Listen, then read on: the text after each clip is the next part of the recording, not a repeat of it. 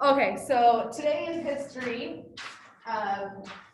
1977, this was Bill Clinton, thousands of draft dodgers were pardoned. Do you guys know what a draft dodger is? They think with Dodgers. Oh, that's a good guess, because it says Dodger, right? So they think, oh, Dodgers, baseball, yeah. So a draft dodger is basically, you know, when you are, if you are a man between the ages of 18 and I think like 4 years, something like that, I can't remember exactly the older date, and you're very capable of it, then you are required to sign up for the draft. It's part of law, it's a civic duty that citizens have to fight in a war that our country has if needs be, you know, drafted. So draft dodgers are basically people who are drafted but refuse to show up. And every time they came and say, hey, you're supposed to be coming joining us in the war, they wouldn't answer, or they would, you know, escape and find some other ways. But basically, all these draft dodgers, if they were caught, they were thrown in jail because they're breaking the law. And so when Bill Clinton came in, this was Vietnam War. 70s was Vietnam War. So this war was very controversial. There's a lot of people who they do not agree that the US should be in this war. So when they were drafted to a war that they disagreed with in the first place, it was like, I'm not gonna do it because I don't think we should be, you know, in the war. So that's why a lot of people dodged the draft. And we'll talk more about the Vietnam War and the reasons why people don't like it when we get to that point in history. How many people? Oh, thousands. Hundreds of thousands. I don't remember the number, but it's hundreds of thousands of people dodged the draft. So today in history, after Clinton was inaugurated, because yesterday was inauguration day, right? So his first full day of his presidency, he pardoned, or basically let go their sentence, their crimes. He just say, you're forgiven, basically. That's what a pardon is. Hundreds of thousands of draft dodgers were pardoned today in history for dodging the draft for Vietnam War. Today in the news, last night there was a bunch of riots in Seattle. Seattle's kind of been ground zero for a lot of riots and a lot of protests, but mostly riots this past summer over police brutality and you know, the lack of equality between whites and minorities. And those are some of the protests that were happening, but rioters came and basically joined in with the protests, and some protesters were very violent. And a lot of them turned violent. You know, riots, burnings, destruction of businesses, deaths, murders, you name it, like almost anything that could have happened. There was even that Chaz, that autonomous zone that they set up where they said no cops around. That was basically anarchy right there, where they say we refuse government. So that's kind of anarchy. Well, not kind of, it is anarchy. So these riots that happened last night, it seems like it happened from a bunch of different groups. So we can't really pinpoint who was responsible for the riots that happened last night. There was protests that were against Biden, or signs in the protests that were against Biden. There's signs in the protests that say we won't be governed like anarchists, like we don't want government. There's people who were destroying the ICE building, which is the immigration building. There were people who were causing destruction to the Democrat headquarters that are there.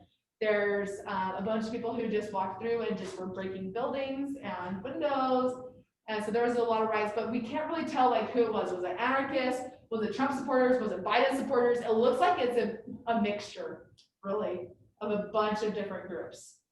It's kind of like all of the above, it feels like. We don't really know yet for sure, though, because there were so many people, we can't really pinpoint, oh, it was these guys who caused the riots and destruction. Well, it was some different groups. So there's just a lot of feelings going through people these days, aren't there? So the first, I'm gonna give you guys 10 minutes to finish your soldier trench assignment, okay?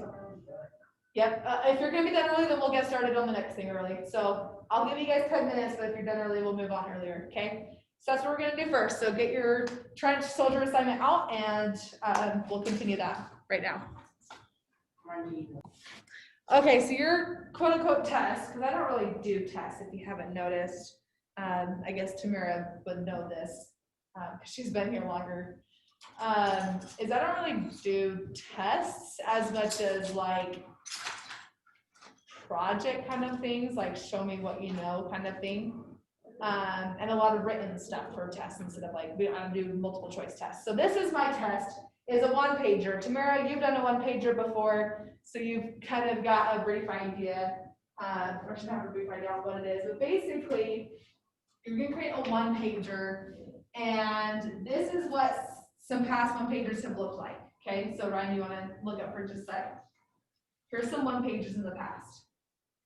Okay, some of them are more detailed than others. So there's that one as an example. Here's another one. Oh, upside down. The border has to be relevant to the topic. So like someone put dates, someone put flags, someone has barbed wire as their border. And so you can see lots of visuals, lots of images, lots of text to describe things. In one pagers, it's almost like half and half words and pictures, or maybe like 60-40, like you want either 60-40 or 70-30 of text to pictures. Text is the most important because you're describing what you know, but also visual, like visualize it for me kind of thing. So these are examples of one pagers. So for your one pager, basically you're going to be answering the question of, how did World War I affect American lives? Or rather, how was American lives changed by World War I? Okay, so that is the topic of your one pager. So I have, you guys will send your paper a list of topics, okay, on your one pager. You have to choose topics to help you, that you want to explain, okay? I'm not gonna make you do all of them, but you choose what you're gonna be including about. On the back is a rubric so that you know how I'm gonna grade you. So if you want to know, oh, you know, what do I need to do to get an A on this test? That's what you do, okay? So the only thing that you can use the internet for on this is for the quotes, okay? That's the only thing you can use the internet for. Everything else has to come from your mind of what you know about those topics that you chose, okay? So quotes, everything. So it talks at the top about how it needs to, you know, full of color, fill the whole page, has to look organized in such a way like where you have like kind of like sections, if you will, of the topics that you talk about. You know, including quotes, thorough discussion. So the more details you put into explaining about those topics, the better your grade is going to be. Okay. So the more you can prove to me that you know about the topic and answering the question of how were American lives changed by World War I, the better your grade is going to be. Okay. You know, of course, following the rubric on the back, basically. So, I mean, you can see the topics that are on there. And if you need to look at the examples, you can. But this is, we're going to do this today and on Wednesday, and it's due Thursday. Okay, so we have 2 days. Today, unfortunately, we've only got a few minutes today of class because we spent most of our time on that trench assignment. So we only have a couple minutes today. So mostly you can just kind of get started, figure out what you're doing today. And then we have Wednesday to work on it. If you need to, you can take it home to finish and turn it on Thursday, okay? All right, do you remember what we do for one pagers? Okay, all right. And that's pretty, oh, I do have some templates for kids at home. You can come pick some up from me when you come into the school. I do have templates over here.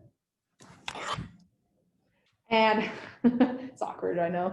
And regular printed white paper that you can choose to make your own one pager, but there's templates so you can kind of keep yourself organized if you need borders to keep yourself organized. So that's what we're doing today, and then also on Wednesday next week.